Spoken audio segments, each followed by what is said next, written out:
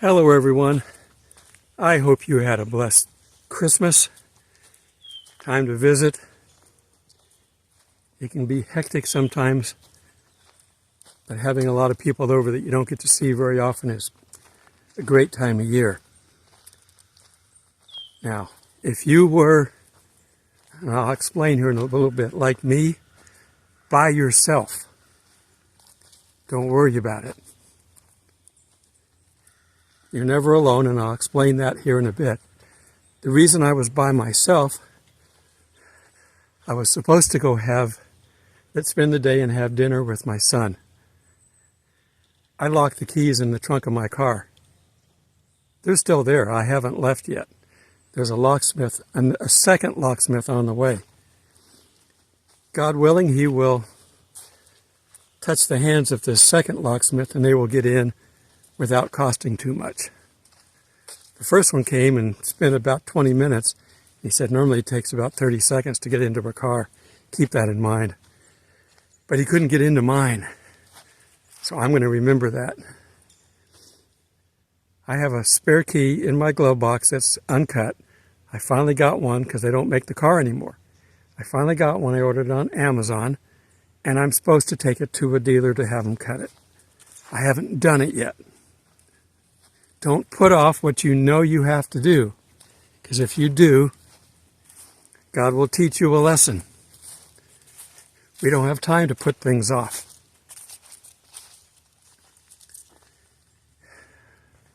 So anyhow, I'm out in the parking lot waiting for the new locksmith to get here. I'm about 30-40 minutes away from where their office is. So here I am. Pontiac G8, that is not easy to get into.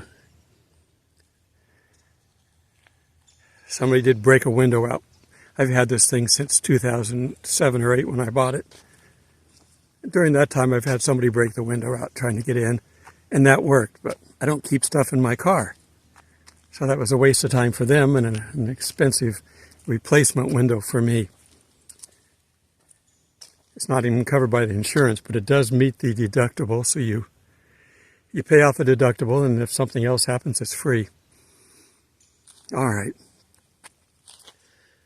I'm going to sit down here in a little bit. I'm waiting for him to show up. I don't want to sit down and start recording my video, so I'm just out here talking.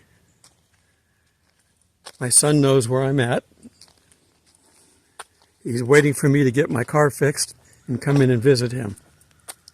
And I will find a place to get a key cut, so I will have multiple keys. And no, I won't put them in the glove box. I'll keep them on me or in one of my bags. Okay. I made it through the day, Christmas Day, by myself here, and that's all right. I spent the time with the Lord, did the lesson that we're working on now, and my son got through the day. He would have rather me be there, I think, but I'll get there eventually. I'm doing the wait upon the Lord bit. Okay, I'll sit down with the lesson here. We'll see you in a sec. Okay, I've set up for the Bible study. I told you my story, so that's the way things are. The key is you're never alone. Even when you think you're alone, you're never alone. So we're going to look at that. I tell you all the time when I'm seated in my swing down by the river, it's so peaceful. I'll go down there 30 minutes early or an hour early and just sit there and swing and watch the wildlife or just listen to the quiet. Right now it's quiet. It rained for the last day and a half, so most of the critters are drying out. You're never alone. Now, the world around us is not what we see. We see with our eyes. Our eyes generate an image in our brain based on the light coming into it. It's kind of a biometric type thing. We see a solid surface. Physicists will tell us that when you touch a solid surface, it's again an illusion. 95% of what you're touching is empty space.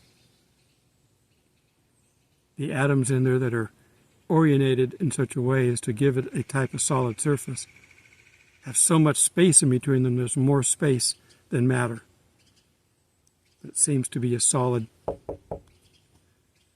tabletop. So you've got to get out of this. Everything I see and touch is real. Well, to our human nature it is, but to God it isn't. If you think about all the things that are going on around us, you have to learn to trust, faith. We'll get to that. There's a car going by, going down to the public area. That's a ranger. They tried to help me get into my car, but mine's not easy. It took 2 locksmiths to get one that knew how to do it. And they both tried similar things, just one's better at using the little wire they stick in. It's not a coat hanger, but it's a heavier duty. But they got to be able to manipulate it just right. Anyhow, after Jesus is resurrected, he's going around saying hi to everybody. And somehow, Thomas wasn't there. Doubting Thomas. He goes, I'm not going to accept him until I can see the nail holes and to put my hand in his side. We're going to read that here in a second. Yeah, if you need that kind of proof, God will likely give it to you, but he'd rather you do it on faith. Let's turn to John. Let's see. Let me get my verses pulled up and I'll be right back. I was setting this up when the locksmith showed up. He just left a little bit ago. And I have my key fob back. It was in the trunk, right where I thought I'd left it. I had to basically I couldn't get the trunk open because of the security. So I had to open the back seat up. It has a drop down. Okay, getting off topic again. Turn with me to John 20:24. But Thomas, one of the 12, called Didymus. It's hard to keep track of everybody's name, so just call him Doubting Thomas. Was not with them when Jesus came. And you know how he just shows up in the room and all the doors are locked? He makes these silent entries. The other disciples therefore said unto him, We have seen the Lord. But he said to them, Except that I see in his hands the print of the nails, and put my finger into the print of the nails, and thrust my hand into his side, I will not believe. Well, this tells you, it confirms to you how he was crucified, because a lot of people say, well, he had to be crucified here, but he said hands. So he was either mistaken, or we got to just trust it. I believe him. So anyhow, and after 8 days again, his disciples were within, and Thomas was with them. Then came Jesus, the doors being shut, and stood in the midst, and said, Peace be unto you. Then saith he to Thomas, Reach hither thy finger, and behold my hands, and reach hither thy hand, and thrust it into my side. And be not faithless, but believing. So Thomas was not using his faith. I know it's hard to believe sometimes all the things that Jesus did. But we have to have faith that these other people who saw him, talked to him, 5,000 in one setting, and all the disciples and the Marys. So they all saw him after the resurrection, or after the empty tomb. Apparently his body still has the signs of the crucifixion. And Thomas answered and said unto him, My Lord and my God. Jesus said unto him, Thomas, because thou hast seen me, thou hast believed. Blessed are they that have not seen and yet have believed. And we deal with this kind of stuff every day, all the time. My cell phone, pick it up and talk. Do I see the radio waves going out? No. But it's there. Put it on a more simple basis. We get around people, we can get germs. Can we see those? Nope. I'm not sure what that was that beeped. There's all kinds of things around us that we can't see. There's radiation coming from the sun, which can be deadly, but we have an earth that was designed by God that has a radiation belt and a water barrier. Between those two, that's why we live as long as we do. I've told you before, my guess is pre-flood, the earth was covered 100% with a water vapor, which meant the earth was probably spinning true on its axis. Whatever hit us and wobbled us, the way we're spinning now, probably did in the dinosaurs. And it certainly shortened the lifespan of people. But, we know there's angels around. We have an angel watching over us. Everybody. There are demon spirits too. Satan has angels too. So be careful which ones you allow in. They can't get inside of you with the Holy Spirit in us, but they can influence you. They can influence your best friend who is not a strong Christian or not a Christian at all. Or maybe your brother or mother or somebody you know who's not a Christian could get the demon in them to give you wrong information. So again, we have germs. We just went through the big sea. Did anybody see it? I didn't see it. Everybody who died during that time, that early stage, they got hit by a train, but he also had COVID. Yeah, it's stupid, but Satan doesn't care if it's stupid or not as long as he gets away with what he's doing. The plagues, which have actually killed more people than every war on earth, people died from a flea who took piggyback rides on the rats in the sewers and gave them the plague. Didn't see it. They didn't know what caused our health to be up and down. I mean, they used leeches and bloodletting and all kinds of stuff, thinking that it's something that they could deal with and touch and feel, but it's not. It's invisible. They didn't have the microscope early on. So knowing all this stuff is here, knowing that there's demon spirits out there running around, you remember we just had Christmas and we probably all sat down and watched one of the Christmas stories, Christmas Carol, the 1951 Alistair Sims one. I love that one. But it doesn't matter. Take your pick. When he's looking out the window with one of the spirits and he sees all these spirits moving around, he never saw them before. Now, I don't know that that's what the real spirits are like, if you could see them, but that's an illustration of what they could be like. They're all over the place. We just can't see them naturally. And God talks to them. Satan talks to his group. I don't know if they get into fights. But in any case, they're there. So I wouldn't even get out of bed until I made sure I had the armor of God on. You don't know the craftiness, the trickiness, the deceitful lying that he will do to get his way, Satan. God doesn't do any of that. He wants us to trust him, and then he can do his work in us. So we can't see these things, but the Bible says they're there. The key to unlocking this ability is really, as I've said, faith. We have to believe the Bible. Let's turn to Hebrews 11:6. But without faith it is impossible to please him.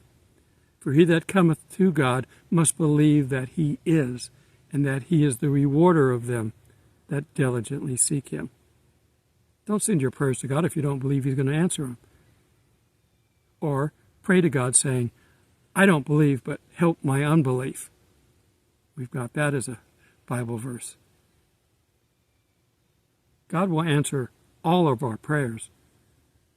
Guaranteed. Every one of them. The answer sometimes is no, or not yet. Or, have you checked your inbox lately? He knows what you're going to want before you even ask. For without faith it is impossible to please him. For he that cometh to God must believe that he is, present tense, and that he is a rewarder of them that diligently seek him. And finally, let's go to Psalm 91. For he commands his angels with regard to you, to guard you wherever you go. With their hands they shall support you, lest you strike your foot against a rock. So we've got angels following us around. Satan cannot touch us unless we stick our head up through the mole hole, and Satan can bop us on the head because we weren't supposed to do that. But if you're staying close to God with your armor on, he can't touch us. He could drop a tree branch and it could fall right here. Missed me by that much. Or, as Maxwell Smart would say, missed me by that much. But it didn't hit us, because God will protect us. Satan's going to try to scare us, but that's okay. We like being scared at times when we know we're in a protected environment. That's why there's roller coasters and Stephen King books and things like that. As long as it's a controlled environment, we can be scared. So when you don't have the faith that it's controlled is when we really can have a problem. Faith. All right, how we doing on time? I don't know. I've stopped this thing twice. I think it's enough, but there's all kinds of things going on around us. Don't let them bother you, unless you're to be involved. Angels came and talked to the shepherds, and they were frightened. They probably glowed. And the shepherds showed up to the birth. The wise guys came later. So they weren't completely alone.